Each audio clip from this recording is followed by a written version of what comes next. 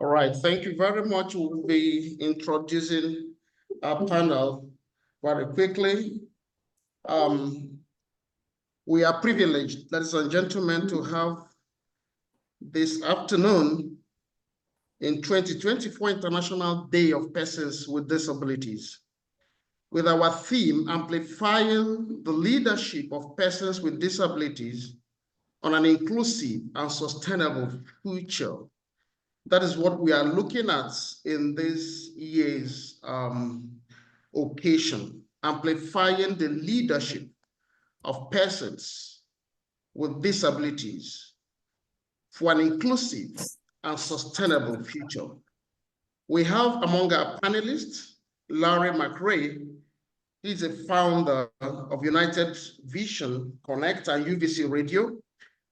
We also have Omotunde Thompson, founder and chairperson of JONAPID. We also have Mr. Abdullahi Osman, the president of JONAPID. We'll have Chief Eric Ufong, president and CEO of ERPWD. And then we have Constance Vettel. He is an inclusion advisor of German Leprosy and TB Relief Association. D.A. Harvey, joining streaming from Germany. And we have the Chief Executive Officer of Radiant Nigeria, Dr. Daniel Ebule, and then our own precious Henry, a program officer who had graciously facilitated this occasion, and we are very grateful to her. Very hardworking. We celebrate her today and all the sacrifice she put in for the success of this program. Precious Henry is a program officer with Radiant Nigeria, and we'll be having our opening remarks very shortly. And we would want to invite the CEO of Radiant Nigeria to give an opening remarks.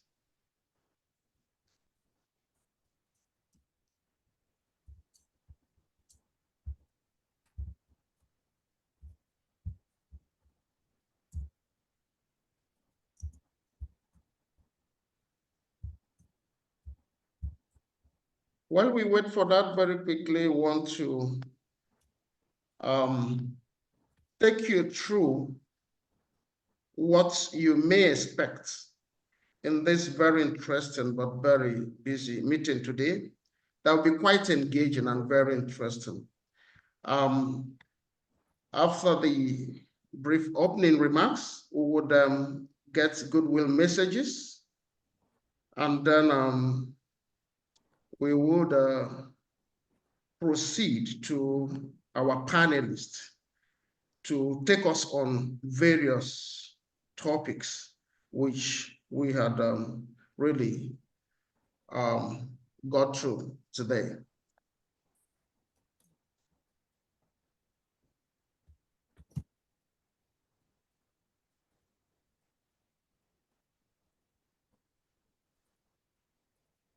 Hello, good afternoon, everyone.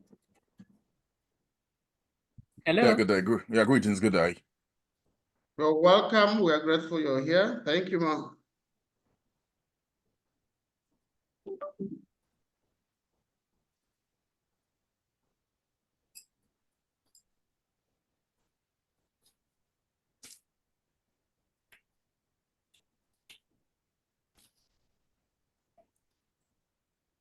Hello.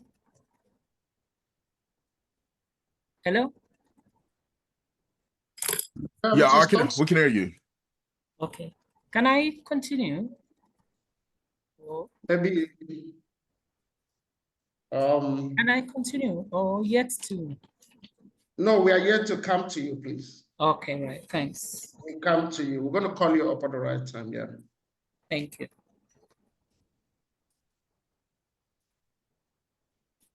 Right. So let's go to get those of us who hope the network is able to get many of us on board. Okay. And we will take some goodwill messages, and just want to reassure you of a beautiful time we're going to have together today. So if we have the Enugu State chapter, Mr. Onyebuchi on board, don't know whether he's here. We can, in no particular order, ask him to just for a moment, a minute, 30 seconds, 60-second max to just say hi.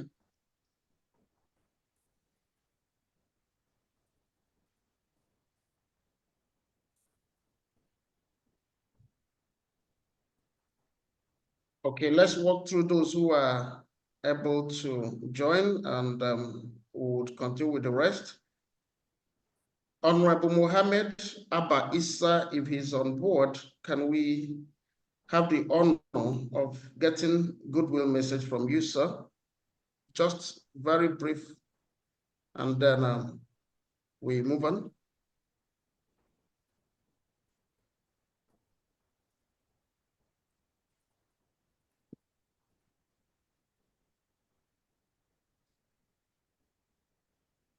Nche, I guess you're going to help me and also look through the list of our attendees. Let's be sure that some of those people who are expected to give goodwill messages are on board. They are not a problem. Maybe the network or something will be able to. Oh. Okay, CEO is here. Hello? Yeah, you may proceed, Yeah. sir. Maybe just in as well, you can be very brief remarks, opening remarks from you, sir. Chief Executive Officer, Reddit Nigeria, Dr. Daniel. Okay, thank you very much. I hope you all can hear me. I lost my voice over the weekend. Sorry about that. We can hear you. It's my pleasure. All right, thank you. So it's my pleasure to welcome all of you to this webinar with the title Amplifying the Leadership of Persons with Disabilities, Unlocking a More Inclusive and Sustainable Future.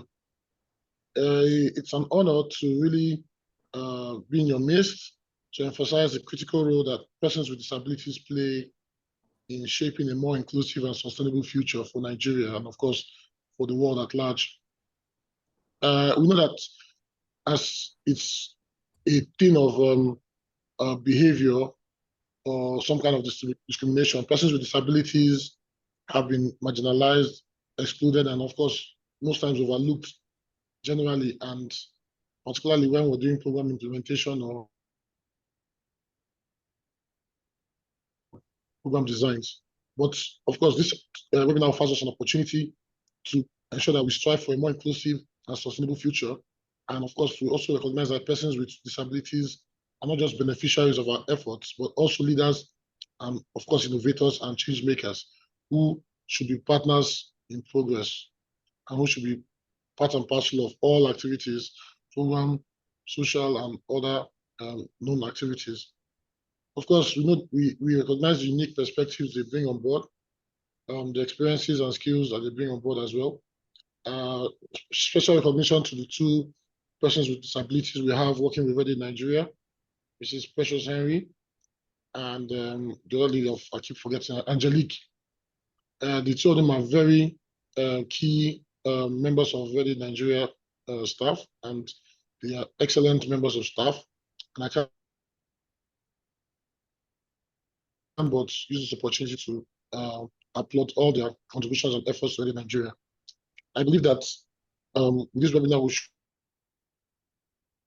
be able to change the perception of Nigerians around persons with disability, and of course, change the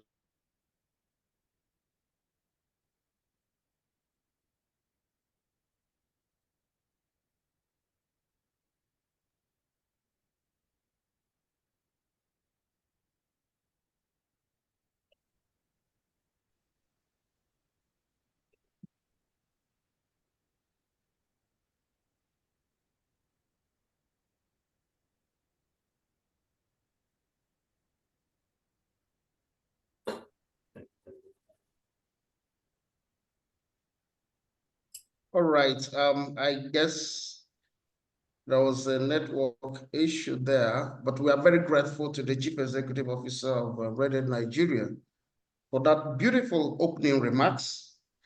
And Red Nigeria is walking the talk of disability inclusion. And we are very grateful to the management for this opportunity. We would want to go to the panelists at this point so that we can maximize all our time for today.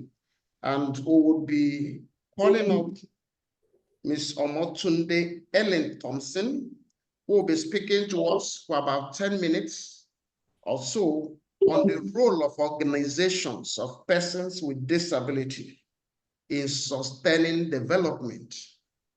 We want to ask that, put up your questions and all of that in the chat there.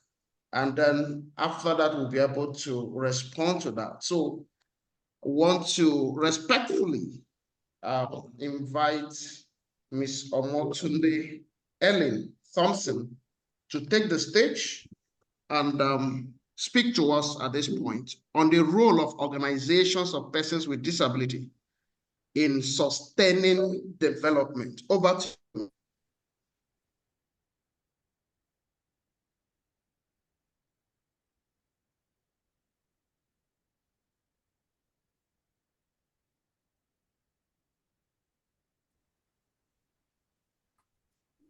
Yeah. Good afternoon, everyone. Good afternoon. You're welcome. Yes, once again, my name is Omotunde Ellen Thompson. I am excited to speak to you today about the role of organization of persons with disability in sustaining development. First and foremost, I would like to define organization of persons with disabilities, which comprises a majority of PWD. Is governed by PWD, led and directed by PWD, and also rooted, committed to, and fully respect the principle of rights recognized the UN Convention on the Rights of Persons with Disabilities. Then, organization of persons with disability, governed and managed by PWD, have membership primarily consisting persons with disability, decision-making controlled by persons with disability, focus on self-advocacy and empowerment. Similar organization is Disability International. Disability People with International. And then we go on for Organization for Persons with Disability, governed and managed by non-disability or persons, provide services, support, and advocacy for persons with disability, may employ persons with disability, but not necessarily controlled by PWD, committed to empower PWD on basis of equality, justice, respect for human rights. Such organization is international, Rehabilitation International. Then the combined of this organization of and for disability organization, as I've earlier mentioned, is a mixture of persons with disability and non-disability. They will actually employ persons with disability in key positions and provide services and support while promoting advocacy for them. So the importance of organization for it ensures authentic representation, voice of persons with disabilities, promotes self-advocacy, empowerment, recognize the experts and capabilities of PWD, foster inclusive and accessible practice. So also, we also have this disability grassroots organization, which they come up in order to actually primarily advocate for a cause for their challenges at local level, state level, national, and international, just to make sure that their voices are heard.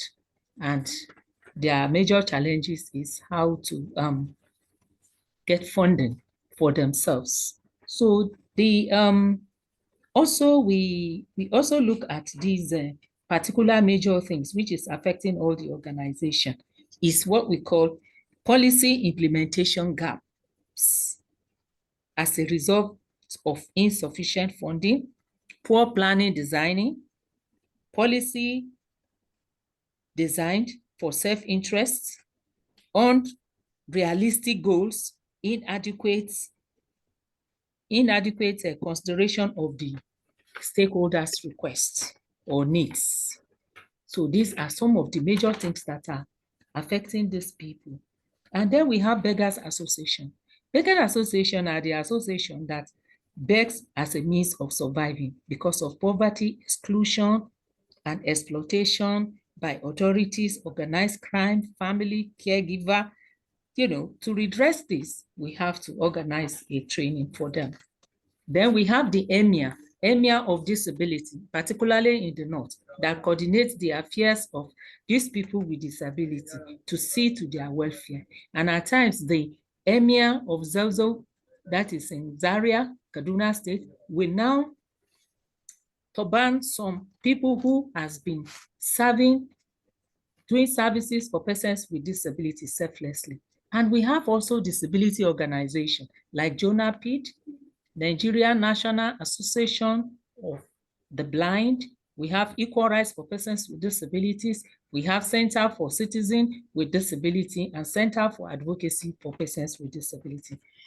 This is to just let you know that I, Omotunde Ellen Thompson, was being turbaned as the princess facilitating welfare for people with disability in Kaduna, recognized by the ZOZO, called Soronia Majinda E. Kaduna State. Then we talk about these cabals. Cabals are also obstruction of this sustainable development in OPD. These are the group of people that there are so few that they did it intentionally or unintentionally, just to exclude the marginalized, just for their self-interest. All these things are very great problem. Also, you know, hindering the sustainability of persons with disabilities. And also, the great impact is that, you know, the money the donor gives, they use the money to marginalize against the innocent, vulnerable ones in the organization. Obstruction of justice, which is one of the major things that we are still suffering in both the grassroots and in the organization for persons with disability. Intentionally or hindrance of administrative justice for the victims, which we still have them also. So these are one of these major things that is actually affecting us. Then when we talk about roles of organization of persons with disability in sustainable, we talk about advocacy, capacity building, community engagement, partnership, monitoring and evaluation, which is very, very important. Tracking process, monitoring implementation of disability programs, accountability, that is accountability and inclusive.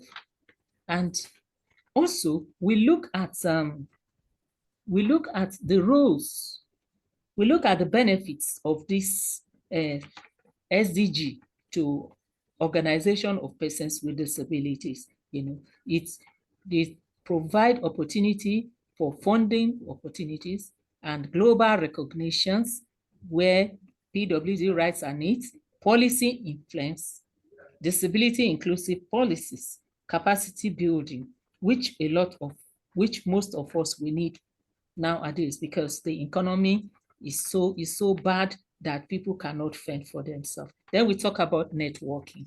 Networking with governments, private, individual, organization, then monitoring and evaluation, tracking progress on disability inclusive, which is very important.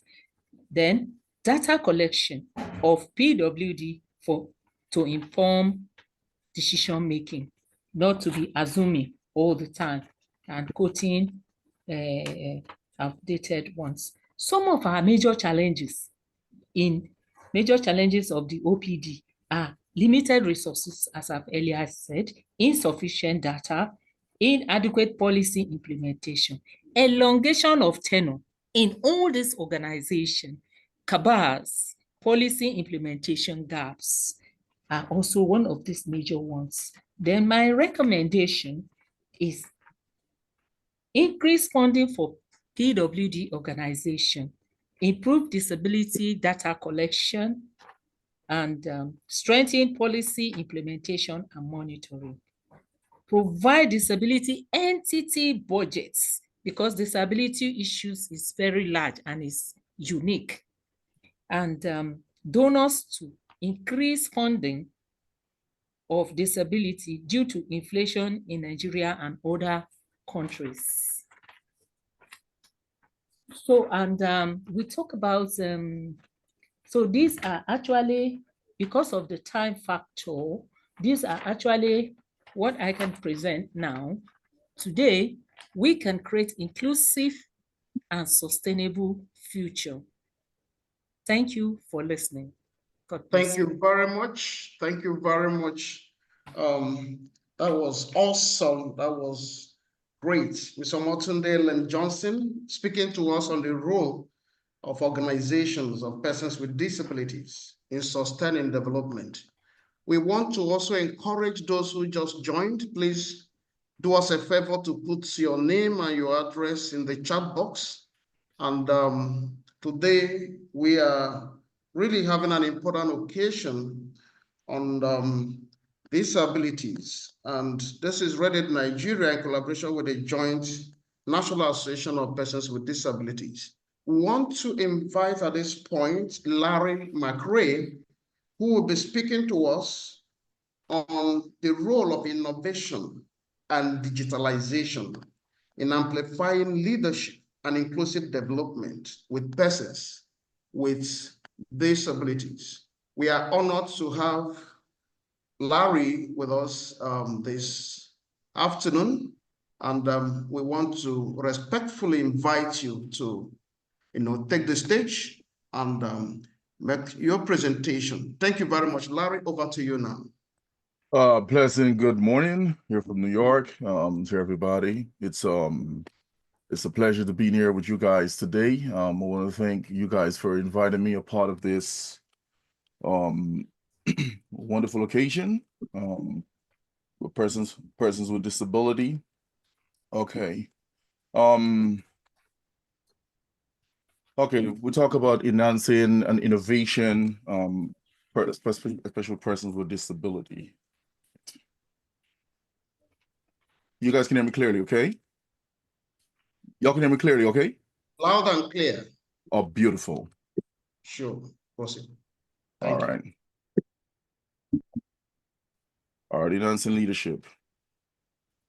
Not so good at reading off the screen reader, but I put together documents. Usually I speak off ahead, but okay, bear with me for a moment. Okay.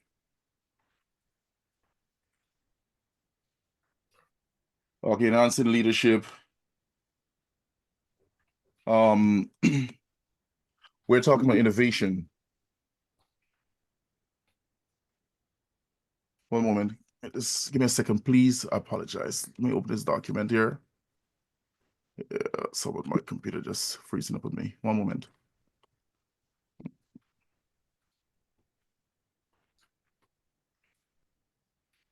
That's okay, Larry. That's okay, fine. Okay, I'm ready. I'm ready right now. Okay. Okay, go ahead then. Yeah. Innovation and digitalization are transformative. One moment. Amplifying leadership and fostering employment for persons with disability. Okay. Some of the key roles: enhancing leadership,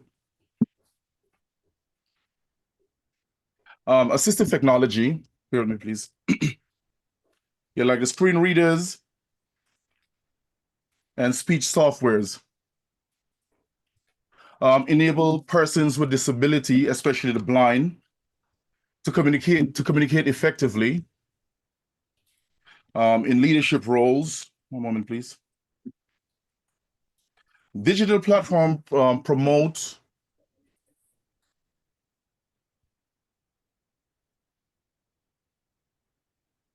visibility for persons with disability, leaders inspiring others and advocating for inclusivity. One moment, guys. Not so good reading off a screen reader, but one moment.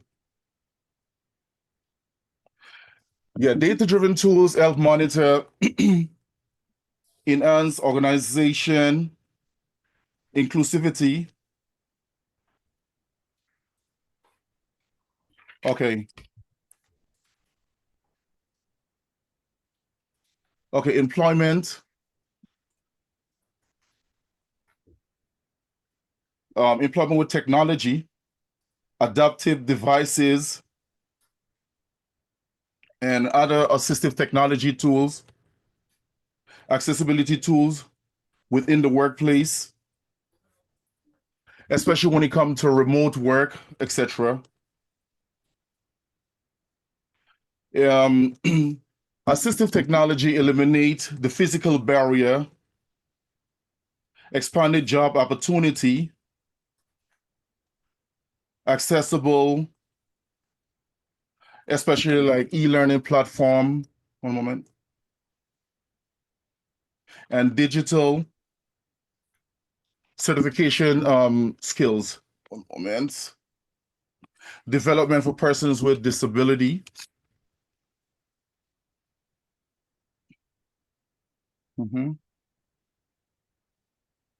Transforming the work environment,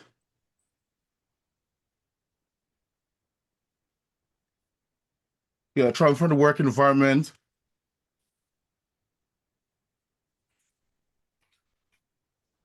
promoting, especially when it comes to hiring persons with disability. One moment.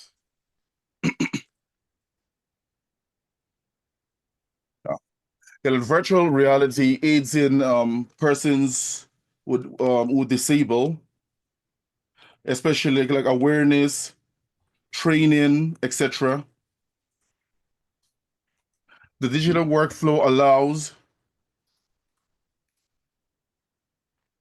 improving productivity by leveraging innovation, digitalization rather, with organization to empower persons with disability to thrive in inclusive work environments, fostering the diversity and equity. Yeah. So sorry about it, guys. Hate to read off a screen reader, but yeah, one of the thing I would say is what the digitalization of the technology, etc., for persons who, especially persons who are blind and visually impaired. I think it is it's a really good thing because blind people is no longer in the world whereby blind people is no longer in the world whereby they got to depend for someone in terms of, let's say, reading a document, etc. There are so much technology out there whereby for us who are blind or visually impaired, we can take advantage of. For example, you have the CNAI application that is available on the Android device and also iOS device. And also you got a Be My Eyes application whereby persons who are blind or visually impaired can actually use that application to actually scan a document, etc. And so many other technology out there. For example, in my case, in 2020, when the world was actually shut down with COVID-19, one of the things we have found a way whereby we can create employment for persons of various disability from different part of the globe. And one of the things that we actually did is by founding UVC Radio. It was a great innovation.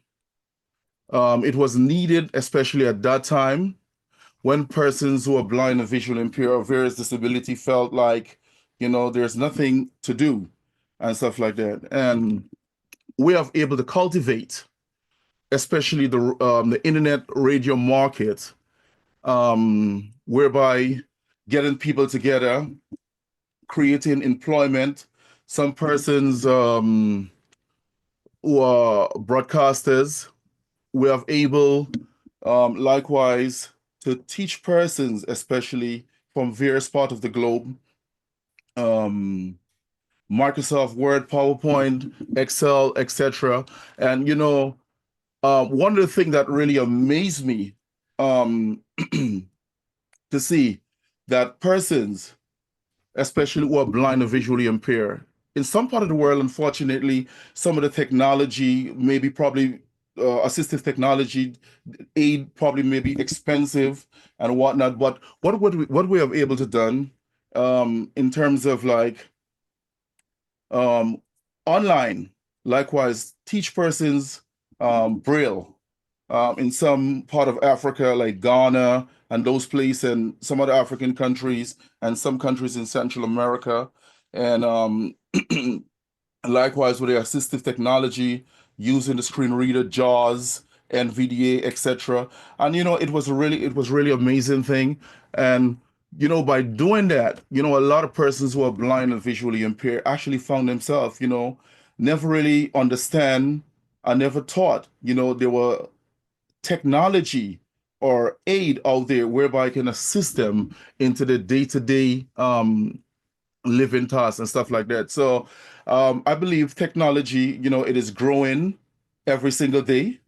And one of the things that what we need to do as persons living with disability or blind or visually impaired, we gotta live up with the time, keep up with the technology, because the technology is very important in everything that we're doing and stuff like that. So some of the key point here, one moment. Yeah, so I believe in anything that we're doing as blind people or persons that are living with disability, we need to push ourselves forward, because when we look at the unemployment rate, especially here in America, it is very, very high among the disabled community. Very, very, very high. We got to transfer ourselves and be creative in whatever it is that we're doing. Because really and truly, there's no place for us in this world. We got to find ourselves. There are so many blind persons out there, including myself. I mean, some of us, we have gone on to do a lot of great things out there and stuff like that. So, in closing, you certainly want to encourage any blind person that, within this platform at the moment and stuff like that, the sky is the limit. Don't ever limit yourself, limit your potential from anything that you want to do in life, because I've seen persons that had little or no experience in terms of technology or work experience, etc., and coming on board and being a part of what we're doing and stuff like that. They have really been motivated. They have really educate themselves and stuff like that. So let us use whatever technology that we have at our disposal. Let's just not use it just to chit-chatting.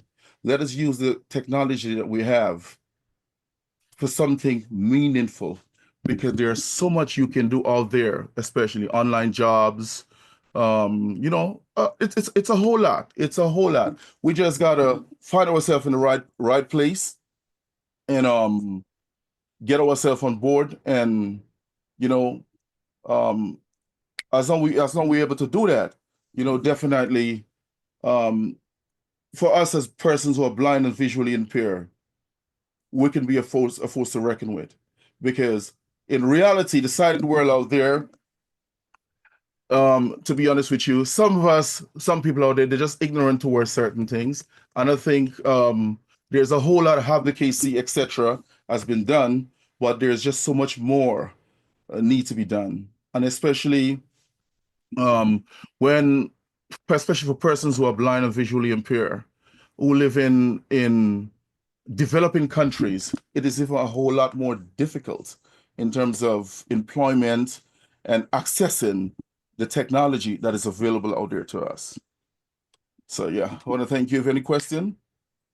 Thank you very much, Larry. That was great. Talking about the innovations and sharing your own experience and giving us a lot of hope. Want to appreciate you very much for that beautiful presentation. And when you started the challenge with the screen reader, reminded us that, interestingly, today is International Day of Persons with Disabilities. It's important that we appreciate what people go through because of disabilities. And if anyone was a bit impatient, then the person needs to come to Reddit Nigeria and be, formally inducted into disability inclusion, because we understand. And that was an excellent presentation. That was a beautiful one. We are so grateful to you. Thank you. Thank you very much. Sorry about that. No. 9 times at a time when I speak off it. I don't really put no scripts together. And I can assure you that was part of the day, Larry. Yes. It was actually the day being demonstrated. Is International Day of Persons with Disabilities, really displayed. And everything that you presented, all that happened, we are all part of that presentation. And I can assure you it was awesome. Appreciate that. Thank you very much. Sure, thank you very much, sir. Thank you. Yeah. All right. Ladies and gentlemen, we want to still appreciate all of us for our patience.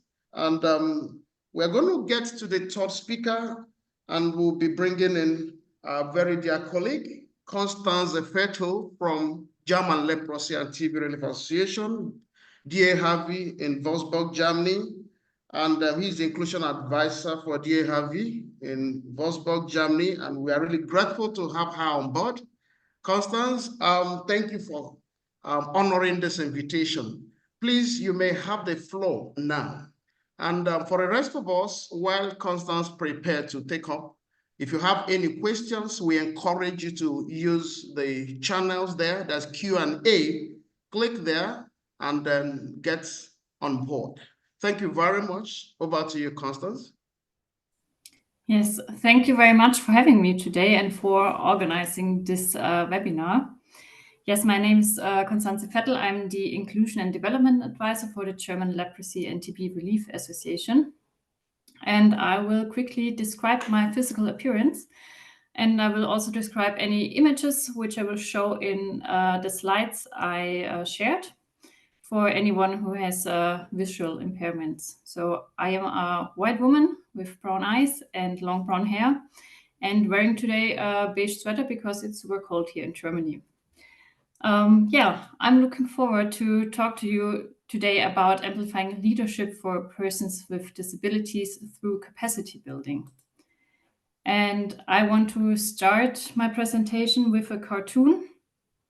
So there is a picture featuring two characters. One is a man in a wheelchair, while the other man is a well-dressed man standing there and pointing at him. And he's speaking to him and he's saying, "And when we want your opinion, we'll tell you what it is."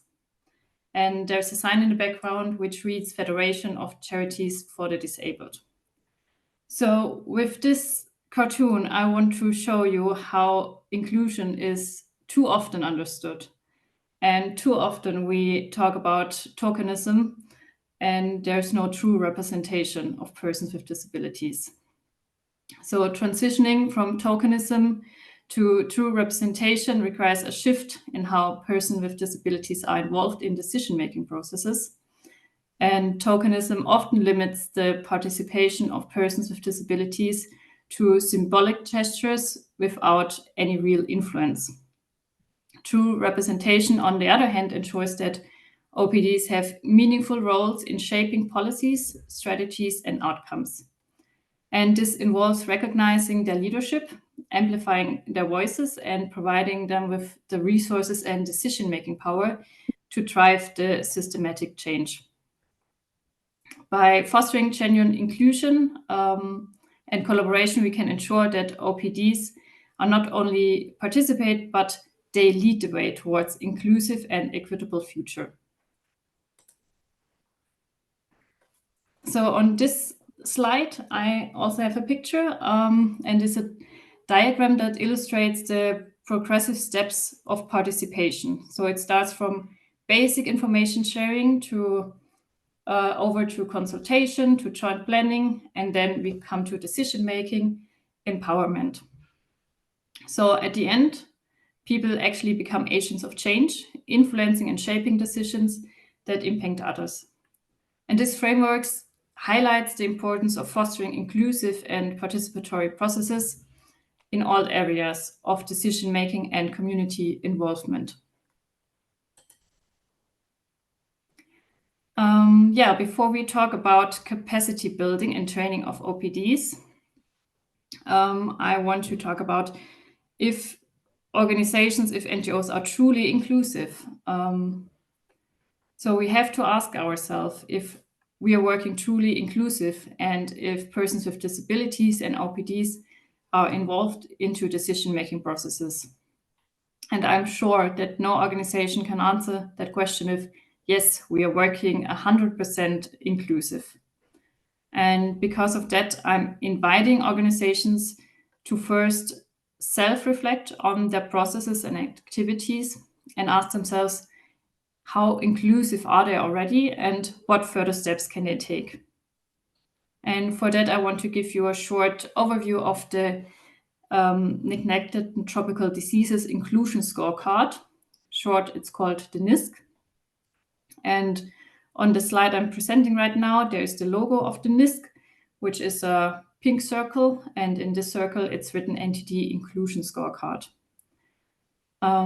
The NISC is a new tool that has been developed by a group of NTD NGOs, including TLM International, the German Leprosy and TB Relief Association, NLR International, CBM Global, and CBM International, and the Chagas Coalition, in co-creation with persons affected by NTDs. And the idea was to keep NTD organizations accountable to their commitments on participation of persons affected by NTDs. The tool will allow NTD organizations to track and measure meaningful participation of persons affected by NTDs, especially when it comes to policies and decision-making processes.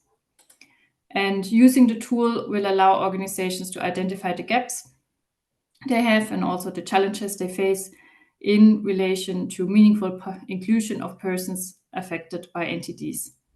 And once these gaps and challenges have been identified, then you can also develop action plans so that the gaps can be addressed. And even though this tool focuses on NTD organizations, it can also be transferred to organizations working in other fields of disability inclusion. And then also to assess how inclusive you're actually working already. And we further have to rethink the involvement of persons with disabilities and of OPDs. And for that, I also want to mention two important terms, which are inclusion and meaningful participation. So when we talk about inclusion of persons with disabilities, we are talking about creating an environment where everyone is given an equal opportunity to participate. This means facilitating the involvement in a way that allows persons with disabilities to contribute. And it's not just about being present, but making sure the contributions add value and also, most importantly, that they are valued. But it is not enough to just include persons with disabilities in the room or at the table.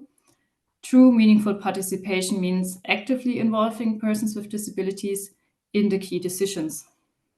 So their voices must be heard in policy making, program design, and in evaluating the initiatives that directly affect them. So do we walk to talk? So here comes the NISC into play. So it works in practice by inviting members of an organization to sit down together to go through a series of questions that evaluate the level of participation of persons with disabilities across 7 different domains. And so through a discussion with the team members, it is identified to what extent your organization is already taking action towards meaningful participation, especially when it comes to policymaking and decision-making processes. And yeah, to get even a more accurate picture, it is also advised that persons with disabilities and representatives of OPDs with whom you're already working with are part of that discussion and also give direct feedback to you. And these 7 domains this tool is covering are governance, program management, financial management, human resources, accessibility, communication, and external relations. So this wants to cover all the important points of the organization. So on this slide, I have put in 2 screenshots of the NTD Inclusion Scorecard tool. So the first picture shows how the tool looks like. So for each domain, there's a set of questions with different possible answers. And you can rate your organization on a score from 1 to 4. And 4 meaning that you're truly inclusive in this area. On the other picture, there's a colorful spiderweb diagram. So this is the picture that shows how the findings of a NISC assessment could look like. But in total, it's not so much about the grading and the scoring, but it's more about how we can find room to improve participation and also decision-making of persons with disabilities, and to actually start self-reflecting on that. And yeah, the expected results of implementing this tool is to include raising internal accountability on meaningful participation, taking action based on identified areas for improvement, monitoring progress, and generate interest among the wider NTD community, but also in general in the disability inclusion community to use this tool. So how can actually stakeholders or NGOs support leadership of persons with disabilities and of OPDs? So NGOs like the German Leprosy and TB Relief Association, along with governments and private stakeholders, have a critical role to play in supporting OPD leadership. Their involvement is essential not only in providing resources, but also in creating an enabling environment for OPDs to thrive. And the role of NGOs can be broken down into several key domains. So first of all, we have to start self-reflecting. So we have to regularly assess ourselves on our practices, how we engage with OPDs, how we can provide meaningful opportunities for participation, and also for decision-making processes. And for that, you can use the tool I just introduced you to. Then, of course, as funding is always critical, NGOs can assist OPDs in identifying and accessing funding sources, helping them to become more sustainable and independent. We could also offer mentorship programs to connect OPD leaders with leaders who are also already more experienced, so they can share knowledge, strategies, and lessons learned, and thus enhancing the overall capacity of an OPD. We can also act as intermediaries to facilitate partnerships between OPDs and governments, also between the private sector and other key stakeholders. And these collaborations help ensure that OPDs are included in decision-making processes and have access to the resources and platforms necessary for creating systemic change. And we can also support in building networks among OPDs for allowing them to share their best practices, challenges, and solutions. And we can also play a good role in advocating and pushing policies forward, also pushing forward that there is more funding for disability inclusion. And with that, NGOs can not only help strengthen the leadership of OPDs, but also contribute to create a more inclusive and equitable society for persons with disabilities. So when we talk about capacity building, there should be different key areas for leadership training. The support I mentioned just before goes along with the capacity building and also strengthening. And when we want to strengthen leadership, trainings should include advocacy and policy influence. That means equipping leaders with tools to shape disability inclusive policies. Then also organizational management to include strategic planning, fundraising, and financial accountability. Then we also have communication skills, so that we train in public speaking and media engagement to amplify the messages. Then also training in inclusive practices, like encouraging collaboration across a diverse group and a diverse group of sectors. Then also proposal writing and monitoring and evaluation. And these core areas would provide a foundation for OPD leaders and leaders of persons with disabilities. Right, Constance, just a minute. We're wrapping up. Thank you. Yes, I'm wrapping up.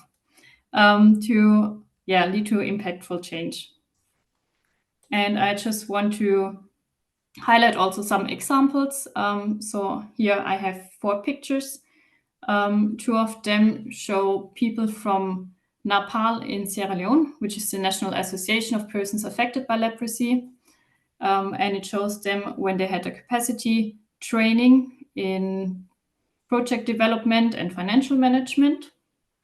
And then there's also a picture of Amaka. I think she's also here in the call, when she was speaking at the NNN conference in Kuala Lumpur this year.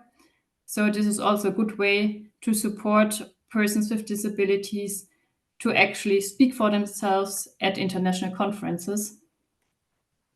And as I just said, so there are different key points which we should focus on. So we should empower OPDs as key leaders, because that's crucial for driving inclusive development and systemic change.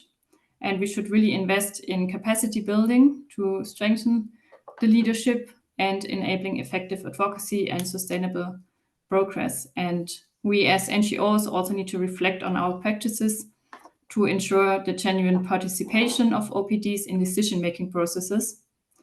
And if you're interested in trying out the NTD Inclusion Scorecard or have a closer look to it, there's also on this slide, you can find the links to it. And with that, I give over to Ngozi again. Thank you very much for having me. Thank you very much, Constance Petal, for that beautiful presentation. We are grateful that you honored the invitation from Wolfsburg, Germany, and that presentation was awesome. And we are really very grateful for that. Ladies and gentlemen, it's just to remind us again that what we are doing here today is to mark the International Day of Persons with Disabilities. Remember that our theme is amplifying the leadership of persons with disabilities for an inclusive and sustainable future. I want to especially appreciate our panelists so far, because they've really, really done so well, and we are doing well with our time. And we want to go to the next speaker, and we would actually be inviting Chief Eric Ndubeze Form. And but before he comes, while he prepares to come on board, we just want to remind us that in this presentation, we have opportunity for questions. We want you to send the questions through the Q&A so that the panelists would actually look at them. They can even answer the questions right there. And then after the presentation, we're going to have, last two presentations, we're going to have a session for real interaction, and would wrap it up there. I want to very specially appreciate Ambassador Gideon Eze, Chief Public Relations Officer of Joint National Association of Persons with Disabilities, Enugu State Chapter, representing the chairman of JONAPID of Enugu State Chapter, who is Comrade Onyebuchimba. We had earlier called up the chairman, Comrade Onyebuchimba, for goodwill message. And we warmly recognize Ambassador Gideon as the Chief PR of JONAPID Enugu. He is very much welcome. Can we, ladies and gentlemen, respectfully invite Chief Eric to take the stage at this point.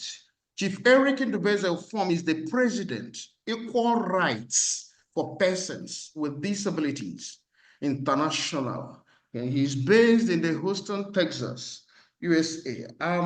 He'll be speaking to us on towards a disability inclusive future, the role of the government and civil society organizations. Over to you, Chief Eric. Good afternoon to all of you, and good morning from here in Houston. Thank you very much, sir. My name is Chief Eric Ndubeze Ofom, the President of Equal Rights for Persons with Disability International, based here in Houston, Texas. I am a polio survivor. I had polio at the age of 4. I am also a victim of multiple traumatic head injury. By the grace of God, I was a participant during the advocacy of American with Disability Act, advocacy for the UN Convention, advocacy for the African Protocol, advocacy for the Nigerian with Disability Act, East Commission, advocacy for the House Standing Committee on Disability Matters in Nigeria. Today is International Day of Persons with Disability, and we are discussing amplifying leadership of persons with disability for the inclusive and sustainable future. My statement today is going to be kind of raw truth. I will speak from my decades of experience. In getting the result, it has to be based on cultural competency. When you don't look into cultural competency, you will never succeed. The way we succeeded in America at the UN are completely different from Nigeria. This is because in America, we were united. Government supported us fully. And that's how we got the American with Disability Act. At the UN level, an ad hoc committee for persons with disability was formed. It's a joint committee for persons with disability and the UN member states. And when we say UN member states, it means countries. We worked as one body. And that is how we succeeded. In Nigeria, it's a total different ball game. I was one of the champions of Nigerian with Disability Act. We did not get the kind of support we are supposed to get from the government.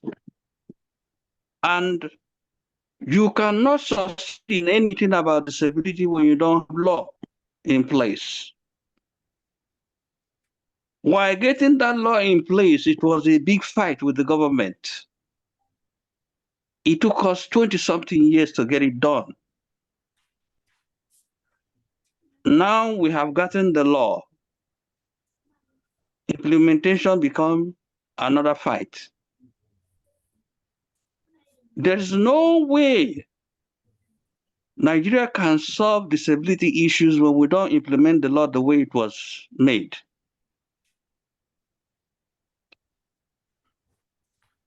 Therefore, for us to be inclusive in sustainable development goal in the future, the law must be first implemented as the way it was made. Now, in Nigeria, another problem is in fighting for supremacy among persons with disability. When persons with disability fight with each other over there in Nigeria, colluding with the government, there's no way things can go well, and which is part of why you have serious insecurity and others going on in Nigeria. So, and what I'm pleading with you is to focus on uniting persons with disability first,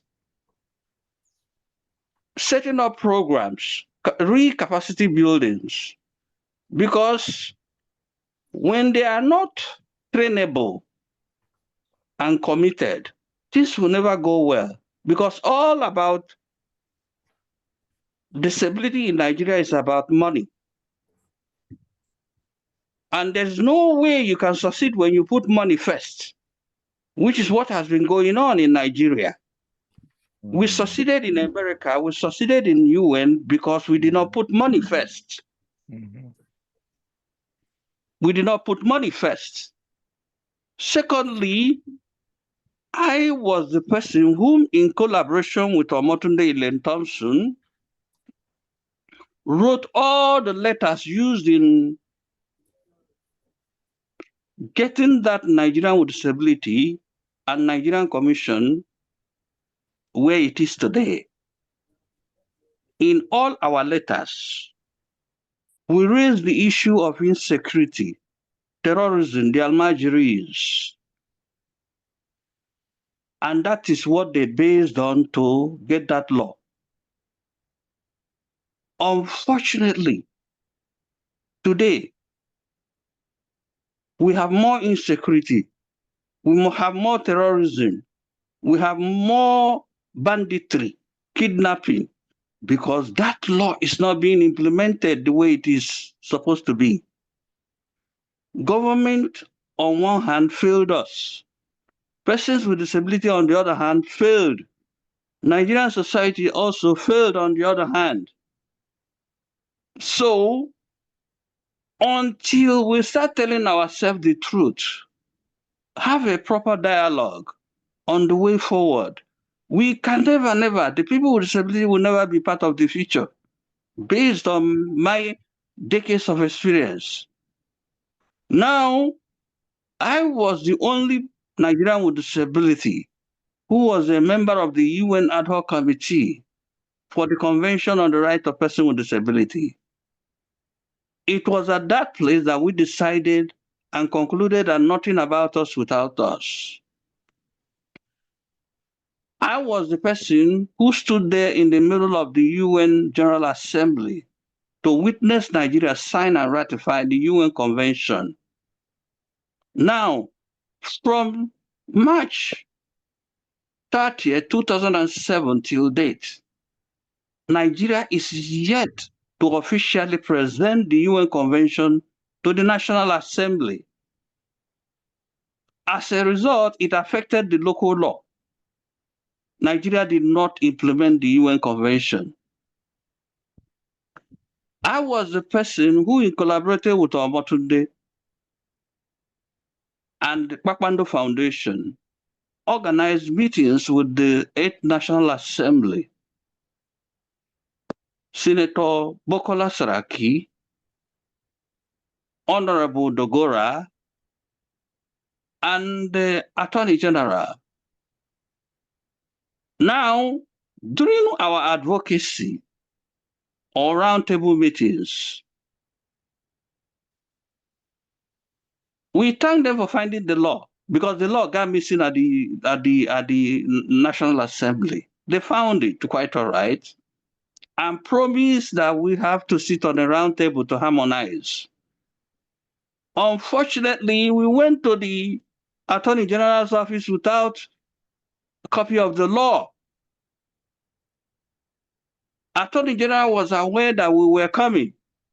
They did not equally go to get the copy of the law from the clerk of National Assembly to make sure that what we'll be discussing is correct.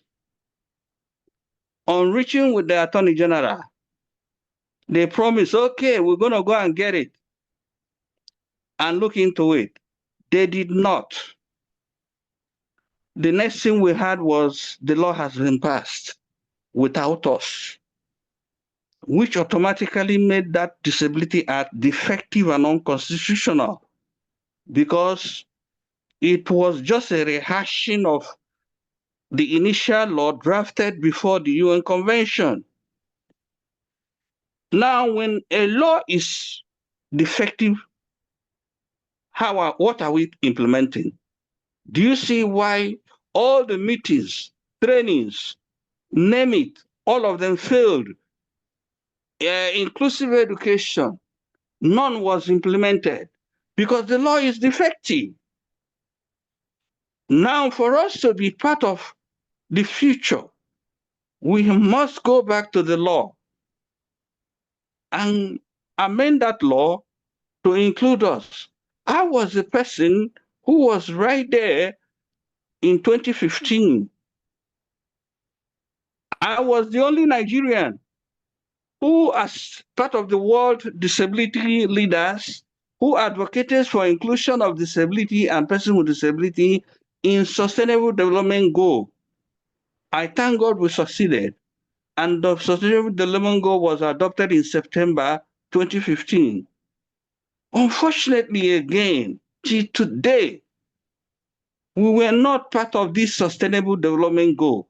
Persons with disability are 100% not part of it. And when they are not part of it, where is the future? In history of Nigeria, we thank God that oil and gas was discovered. From the first day oil and gas was discovered to today, persons with disability are not part of it. Now, do you see the result of why we have so many insecurity going on, so many terrorism going on? Why do I say so? When you say insecurity, when you say terrorism, 100% of terrorists are persons with disability. They are ex-Almajiris. The ex-Almajiris are neglected childhood at-risk children. All of them suffer from PTSD. And until the government start telling them the truth and work with us, that's the only way government will find solution. Because government is just acting, playing games with us, especially the National Assembly. When the National Assembly are more interested in budget padding in Nigeria, how can we solve the problems of persons with disability, especially in regards to terrorism being caused by persons with disability? It will never happen. So people like your organization, read it, we are calling on them to please change the way, your approach to focus on how do you start training persons with disability, the committed and trainable ones, because it equally affects you people from implementing your programs in the inner city, in that all the people you serve are persons with disability. You cannot succeed because our people are very difficult to be trained. The mindset is how to grab money, grab money. So therefore, I thank Reddit for organizing this event that allowed me to speak the raw data here, just to see the raw truth. We cannot move forward until we start telling ourselves the truth, because we're yet to start telling ourselves the truth in Nigeria. The government lie on one end, person with disability lie on the other end. And that is a trouble in Nigeria today. The law is defective. The law is not correct. Now, how can you move forward when annual budgets is also incorrect? They don't even consider us before they start putting up annual budget. I thank Omotunde, who is seated there, for championing, for listening. She was the disability desk officer at the head of the civil service. I was the one who communicated with her, and we successfully put together that commission. Now, she may not be the best speaker or the best writer, but I thank God that God gave her that blessing to champion the whole thing. Are you aware that nobody have ever consulted with her to sit on a round table to know what happened and to know what is the way forward? How can we go to the future when we are still backwards and don't give a damn to understand what made us to remain backwards? Yes, Nigeria signed the UN Convention on March 30th, 2007. From 2007, nothing happened until 2017, which is 10 years. Why? Because we, the person with disability in Nigeria, we are fighting with each other, colluding with the government to blackmail, sabotage the implementation of the UN Convention. We went. In fact, Equal Right for Persons with Disability is the only accredited organization of persons with disability by UN ECOSOC. We went and organized breaking barriers at the UN headquarters on June 14, 2017. Now, the same government that are supposed to collaborate with us try to sabotage it. Why? When we say breaking barriers, because government and person with disability are the actual barriers. So the barriers must be broken first in order for us to become part of the future. So thank you so much for inviting me to be part of this. Yes, morning sessions are not good for me because as a victim of traumatic head injury, it's not good. But however, I thank God that I participated. Thank you so much. Thank you so much, Chief Eric, for the honor and privilege we have from you to make this presentation. And I'm also grateful to Reddit Nigeria that this webinar is being recorded, because I don't know what others think, but this session is worth listening to once again. Want to thank you for your patience. Any moment from now, we will be opening the floor for questions, for comments, and that will be your opportunity. We're going to take the last but not the least of the presentations today by our own precious Chinasa Obioma Henry, who had worked so hard to really give a face to this very occasion. We are very grateful to her as Reddit Nigeria. And she will be coming up, and after that, we're going to open the floor for questions. But while the presentations are going on, we want to encourage you to use the Q&A, all your comments. We encourage everybody here as much as possible. It can be comments, it can be questions. I mean, this is our day, and we would like to have you participate actively through your interactions, comments, questions, and all of that, while we look at our International Day of Persons with Disabilities, talking about amplifying the leadership of persons with disabilities for inclusive and sustainable future. We are looking at the future.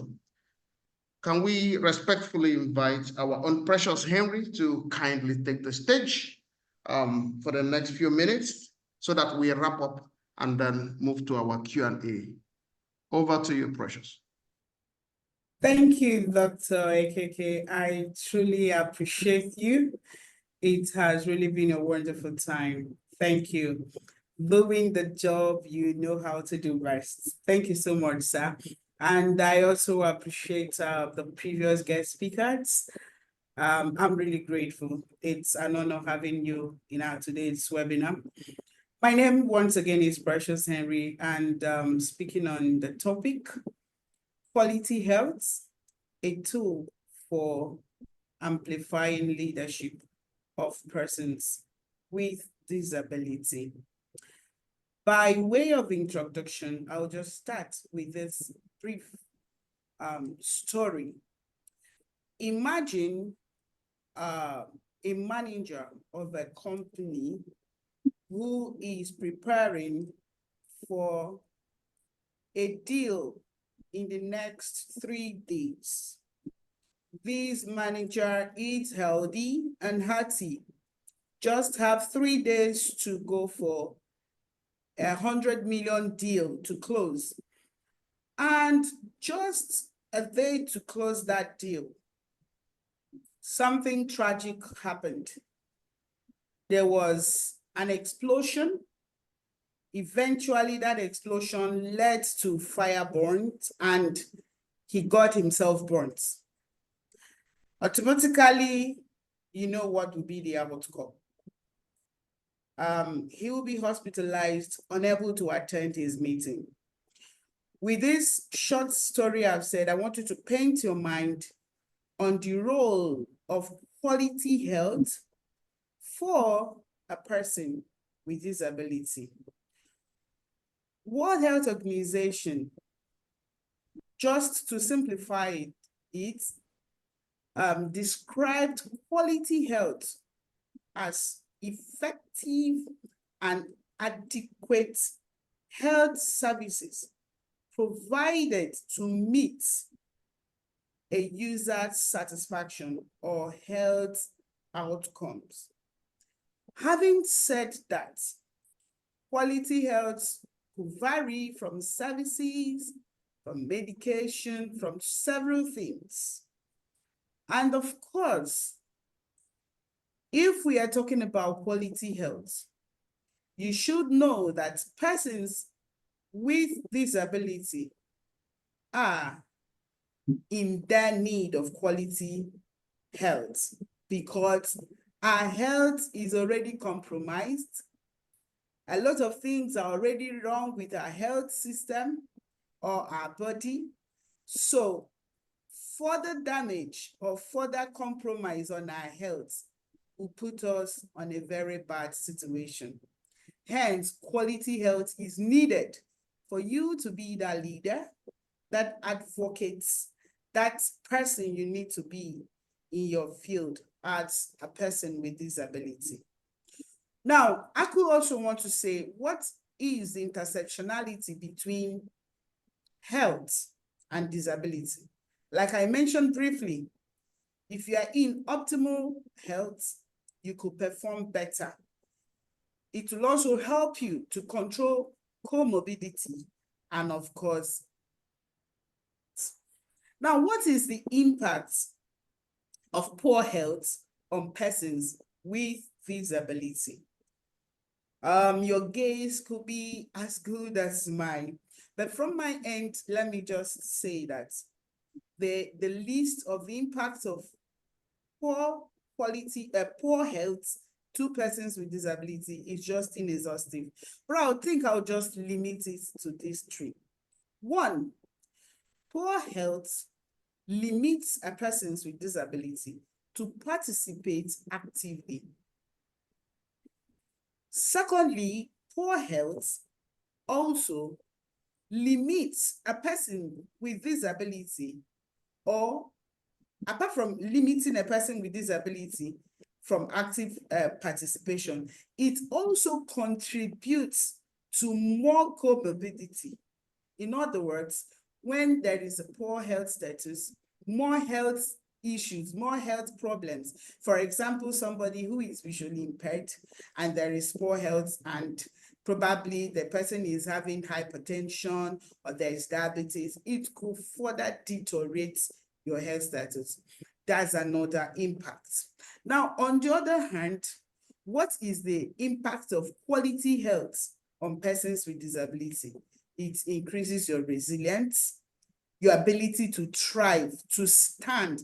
Already you're battling with disability, because one thing we all need to know is, as a person with disability, as you grow in age, as days goes by, your health continues to deteriorate. It's a normal thing. Whether as a visually impaired person, as days goes by, your eyesight will continue to deteriorate, and reduce. That also applies even to polio survivors. As days goes by, a lot of things continues to degenerate in your system. However, when you maintain quality health, it enables you to thrive even in your leadership role. Now, the question is, how do we help? What should be the role of this quality health? How do we bring it in everything we do? One, as an organization serving persons with disability, how do we ensure that this quality health is in place? As a person with disability, what should you do to ensure you maintain quality health? I will take it from the first angle. One, organizations for persons with disability, our government should ensure that our programs, our projects, our services are inclusive. Interventions should be inclusive. Our program design should consider persons with disability. I will draw example. For example, here in Red Aid Nigeria, I really appreciate Red Aid Nigeria. When Constance talked about tokenism to doing it, I was really grateful to Red Aid Nigeria for leading the process and for doing a lot of work than talking it. Our programs considering and putting persons with disability, persons affected, in consideration in our service, in providing our services, in our intervention. Putting these people in place, first place, is our priority. Now, CSO should ensure, organizations should ensure that their program design, their interventions, their implementation is inclusive. Not just inclusive, it should be accessible. Whether a community outreach, whether a medical treatment, whether health services, whatever it is that has to do with health, it should be accessible. The hearing impaired should be able to access organizational health services. The visually impaired should be able to access health services. Those on wheelchair should be able to access our services. And number three, organizations should ensure, both organizations for persons with disability and organizations of persons with disability should ensure that these healthcare providers, the healthcare workers, are trained, are empowered to provide services that are disability friendly. They should be able to understand the unique needs of persons with disability, whether in our hospitals, in our state programs. Persons, our healthcare workers, our healthcare providers should ensure their services are disability friendly. What could be my call for action? Of course, having said what I said, it is very, very important that the leadership of a person with disability is encouraged by ensuring quality health. And this quality health comes from how we make our policy. There should be policy in place to ensure that government hospitals, organizations comply and adhere to operations, services that are disability friendly. Secondly, we should endeavor as an emphasis that these services are made affordable for persons with disability. Of course, the reasons are not far-fetched. Persons with disability, because of employment, job, and all of that, remains at the bottom of economic empowerment. So our income is at the minimal. So making health services affordable for us is a priority. It's something to give consideration. Either at the government level, at the organizational level, it is very important. I want to conclude by saying, it is only when you improve the quality of health disability, and it is only when a person with disability is at his or her optimal health, that is when our leadership, our skills, our commitment, what our productivity, our endowment, whatever that has been deposited in us could be amplified. Taking from the story I started with, is only when this manager, this leader, this person with disability, when his or her health is at the best, that is when the person can function as a leader.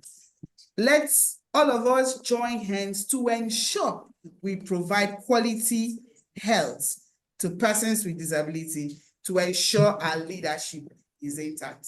Thank you for listening. Thank you very much, Precious.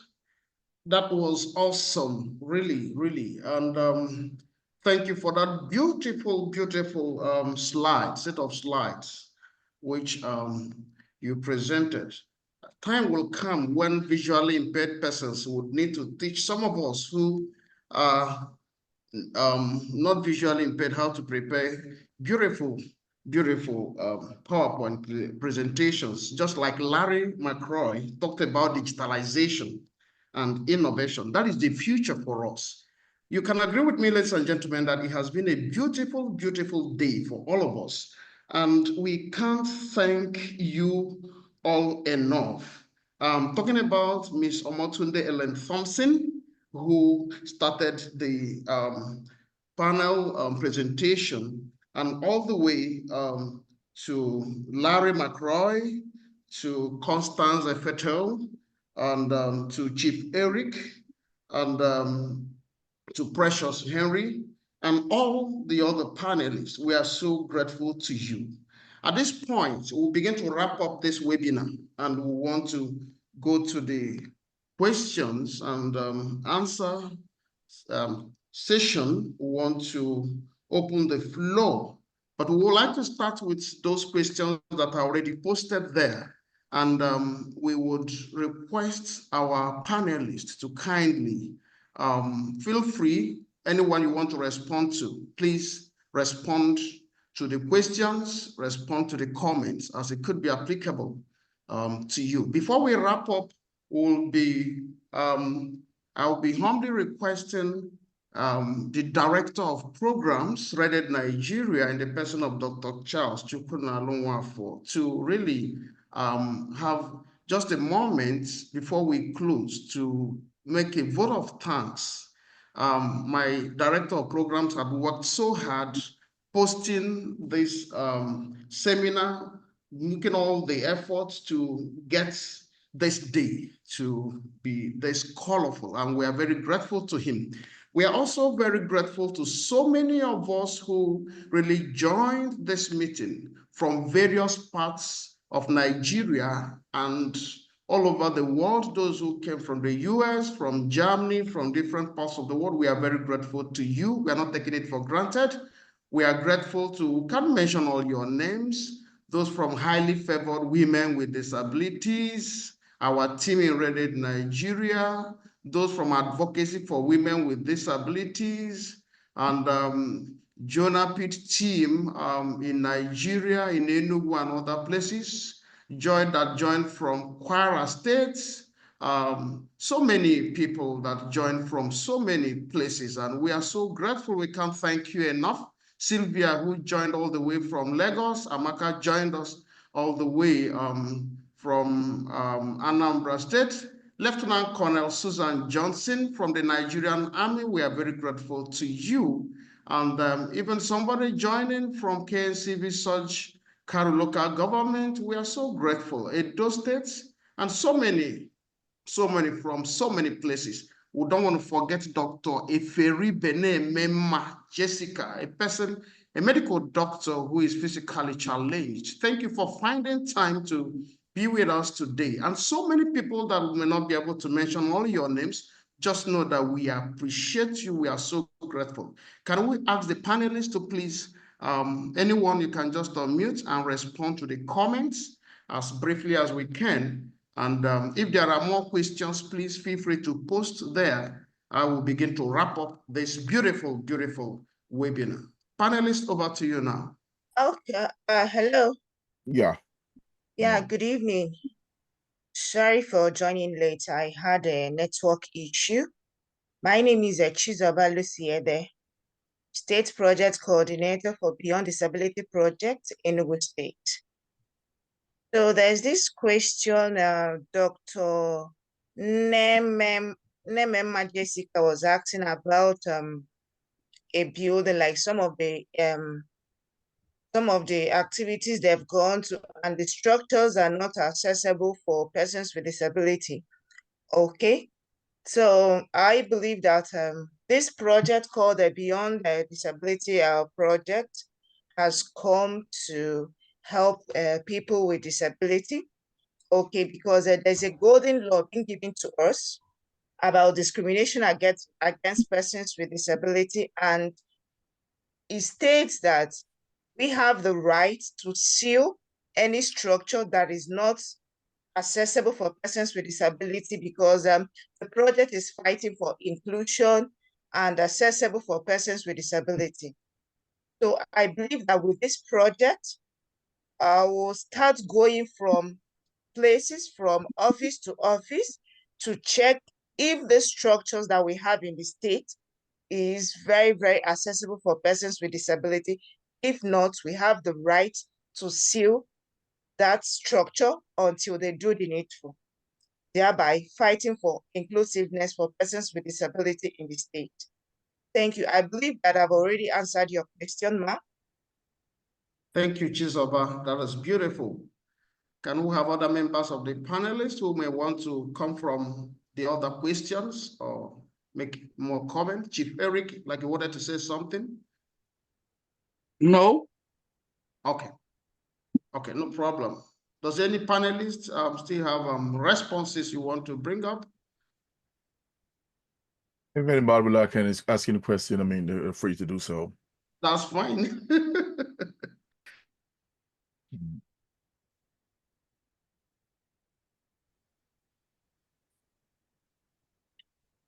All right. So, although no, if just in case we unwittingly missed the response to the question that you asked, please could you Host, could you enable whoever who is raising his hand to ask questions? So you may raise your hand, may indicate with a raise on hand. I'm sure you can do so from the icon on your device. And then so that we don't miss the question that you have. If there are any questions, please, the floor is now open, very open.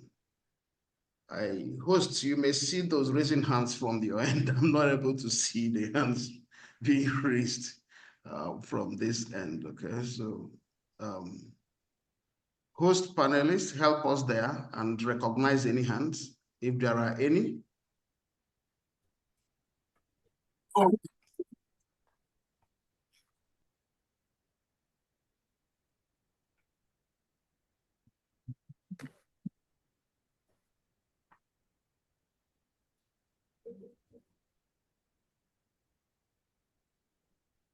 Maybe I should ask a question.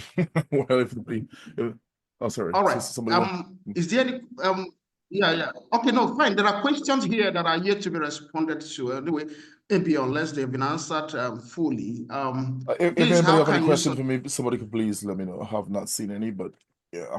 Okay, that's fine, Larry. But there's a question here. I'm not sure if we may want to really speak to it more. I'm looking at the Q&A, and Dr. Nememma asked, said, I want to specially thank the organizers for this webinar, for this wonderful opportunity for persons with disabilities. I am a polio survivor and a medical doctor with government organization. My question is, how will the government organizations practice the inclusiveness and collaborations? I am a living example. For instance, some building structures in some organization are not friendly with PWD. The building structures are not accessible, depriving them some opportunities of participation. On the other hand, some policy making persons with disabilities are not included. So how do we make our government organizations to start practicing this inclusiveness? I'm thinking that Chizoba had answered part of that question, but just in case someone has something to say, please feel free. She has not? Yeah, she Okay. has that. Yeah. Okay, fine. That's Ms. okay. Chizuba actually answered. Okay, she answered the question. That's fine. But just in case, of course, that's why when Miss Lady Omotunde talked about the role of OPDs, and one of the things she talked about is monitoring. So it is our role as persons with disability, organizations of persons with disability, to come together to enforce. First, the government, that also connects to what Chief Eric was saying. The OPDs, we need to come together, get to be trained, drop money consciousness, roll our sleeves, and get to work. Enforce the government with one voice to implement what have been agreed on. Thank you. All right, that's fine. That's fine. Thank you very much. There's a question here. I'm not sure it has been answered. Dr. Joseph Chuku asking, does JONAPID have an updated database of persons with disabilities in Nigeria?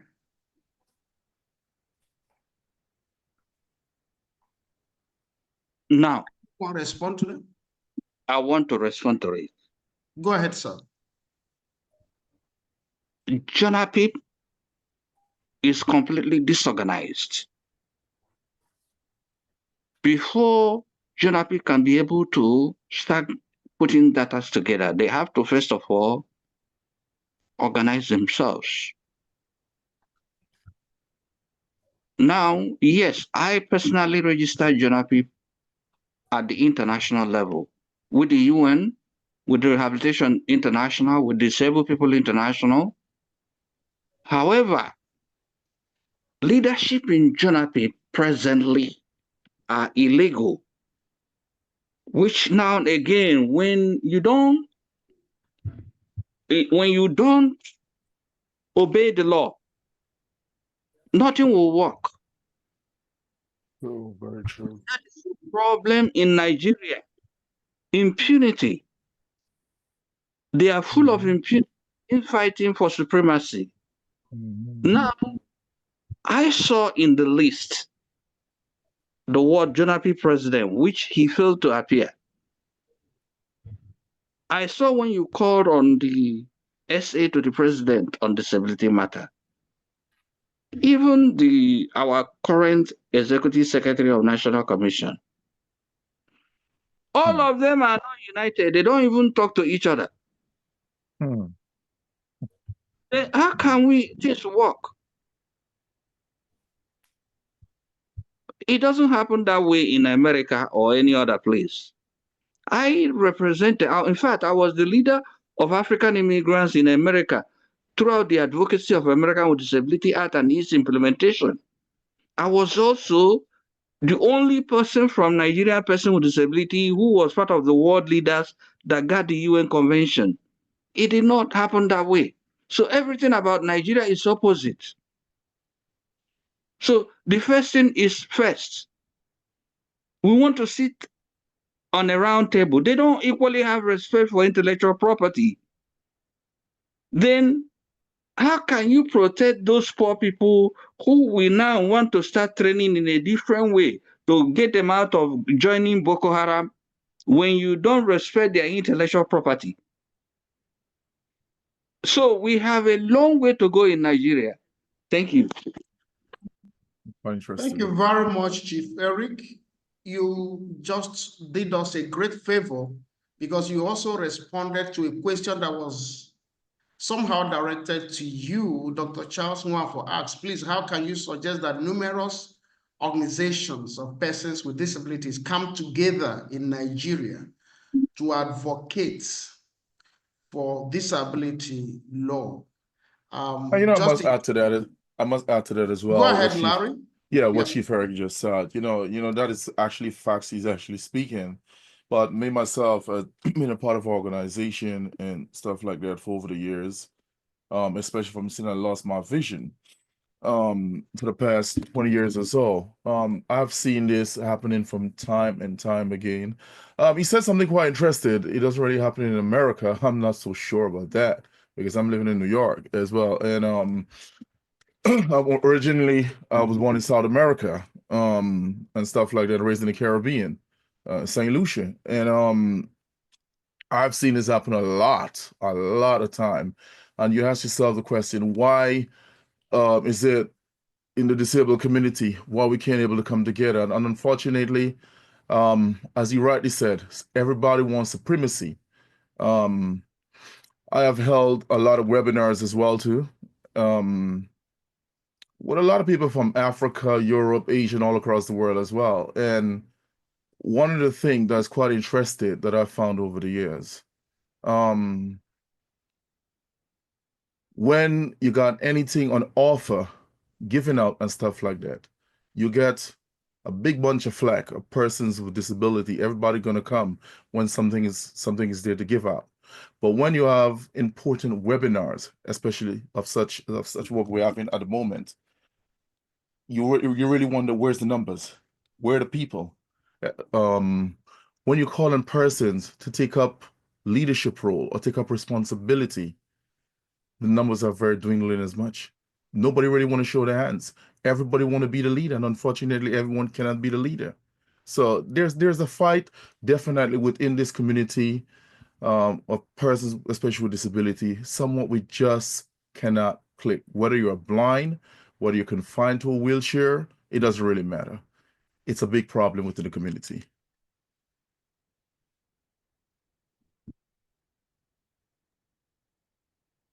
No, thank you. You can move on. Mm-hmm. All right. Hello. Can you hear me, sir? Yeah, go ahead, Precious, please. Go ahead. Response to the question Dr. Nwafo, my director, asked. What could be the recommendation to bring organizations of persons with disability? There are three things. Of course, the list is exhaustive, but there are three major things. And these three major things are in line with UN Convention on Rights of Persons with Disability.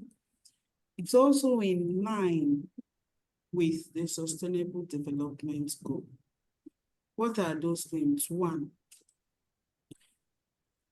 organizations, non-governmental organizations, CSOs, of course, several times should train persons with disability in governance.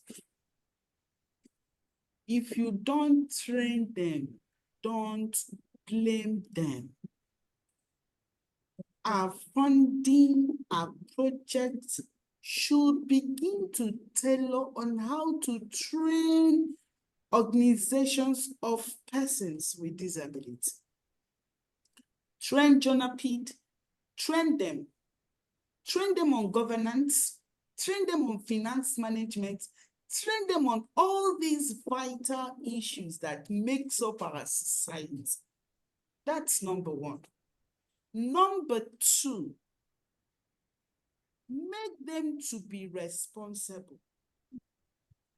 You can't expect something from somebody until you give them a responsibility. Mhm. When you train them, give them a responsibility. If, take for instance, from the story and from the examples Chief Eric demonstrated, it was only when persons with disability stood up and walked to the UN with one voice.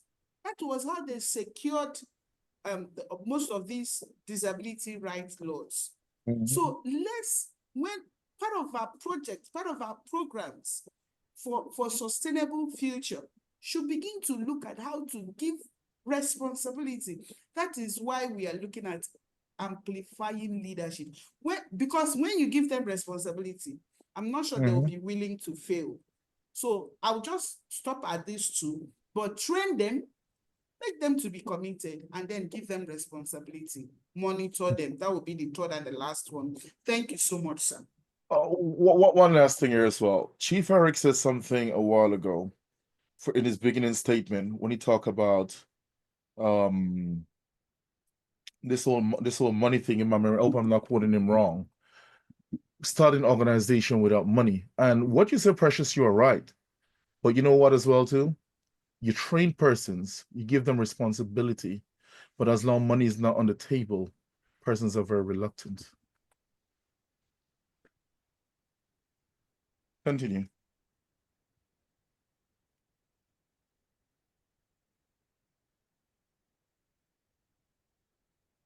Right.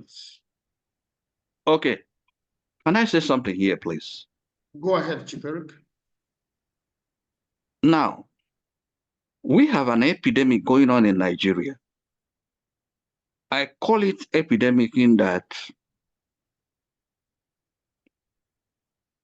Nigeria cannot succeed in any of their peace building without training trainable and committed persons with disability. 100%. The epidemic in Nigeria is this. Our worst problem are national and international donors, whereby they form the habit of 60%, 40%. Before they give you grant, there will be an agreement for you to return 40% cash. And the real advocates will not do so. Therefore, they are stripped of cash and then screwed up from continuing to implement what they started. Now, during the entire advocacy, it's like a train. We'll be stopping and people will keep dropping off. Unfortunately, at the end, when we are negotiating with the 8th Assembly, now we were not up to 220 on our own side. Our own side were the one who engaged in diplomacy roundtable diplomacy, roundtable talk, roundtable meetings with the 8th Assembly Senate President, 8th Assembly House of Rep, Speaker, and then Attorney General. We were not up to 20 out of 21 million. Out of 21 million. Now, there is another group, which is the David Anyele group, who were on the street with their placards and demonstrating.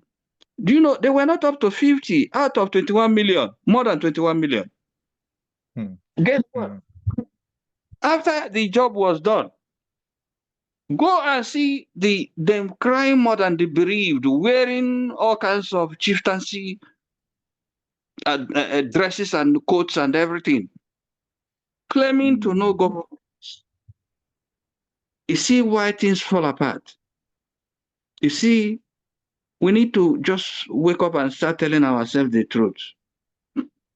Now, when you say you became subject of persecution, retaliation, intimidation, that's a process in Nigeria. How can we move forward?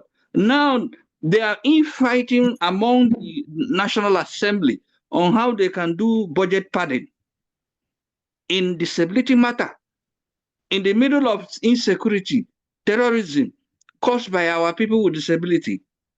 Go to every local government, inner cities. You've seen them dying in epidemic proportion. They can't even address the one in Abuja, talk less the ones over there. So we need your help. You yourself, in reference to your program, all of them, they are all about people with disability, 100%. When you go to those inner places, think of your experience, because we don't have trainable and committed people right there. So in reference, we need to focus on training first. We need to focus on what do we do about this defective nonsense law. Now we are the one who championed the law. When we championed the law, we brought in the American with disability style of it on it, in that it has to be one size fits all over the states. But the selfish ones dabbled into it and messed the whole things up. So we need to, first of all, sit down and have a proper dialogue on what is the actual way forward. Now you go to the person in charge of sustainable development goal. They're all power drunks. Who are you to go and talk to them about where is our own share? Even the person speaking now about enforcing the law, making sure everywhere is accessible. How can you do it when the law is defective? Look, some of us are missing today who try to enforce employment. They disappeared and nobody speaks about them today. That's a fact, though. If you go, some of our members are placed on death sentence. They were placed on death threats and everything. So how can we move forward? It's impossible without, first of all, sitting down and decide what do we do in amending this law. Thank you. Wow, thank you so much, Chief Eric, for these realistic, practical, and pragmatic submissions that you have made. We are talking about the future. We are talking about inclusive future and a sustainable future for persons with disabilities. At this point, ladies and gentlemen, we want to wrap up this beautiful, beautiful webinar.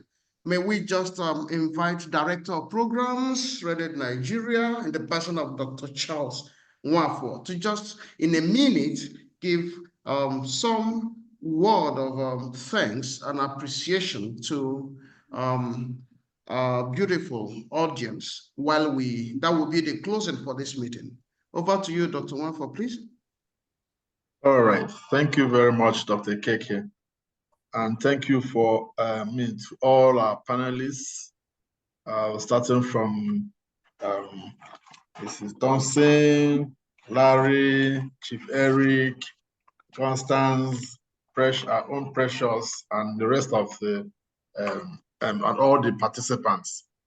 I want to start by appreciating Precious Henry for pushing this through because in the past 2 weeks, she has refused to allow me to rest. But I'm glad that she has pulled it through today. And all the persons that assisted her, the IT officer, the who did the design and all that, the communication manager, and the admin staff who assisted us. So thank you very much, all of them. Please, our panelists, we have done wonderfully well. Chief Eric, I love your passion for what is happening in Nigeria. One thing you mentioned, which I take home, is the issue of various OPDs in Nigeria. They are all pursuing their own selfish interests. That's why I look at it. They don't want to come together to pursue, the problem that is facing, facing them as it were. On our part as Red Aid Nigeria, we are, as much as possible, we are improvingly ensuring that all we do will include persons with a disability. As you will have known, some of them are full staff, some of them are program assistants, and all that. And we continue to do that and try to build a capacity.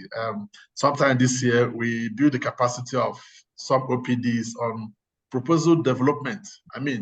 So that they can also go out there to source, look out for proposals that are relevant to their cause, and then they'll be able to apply, and they want the assistance. We're always there to help them. So this today, World International Day of Persons with Disability.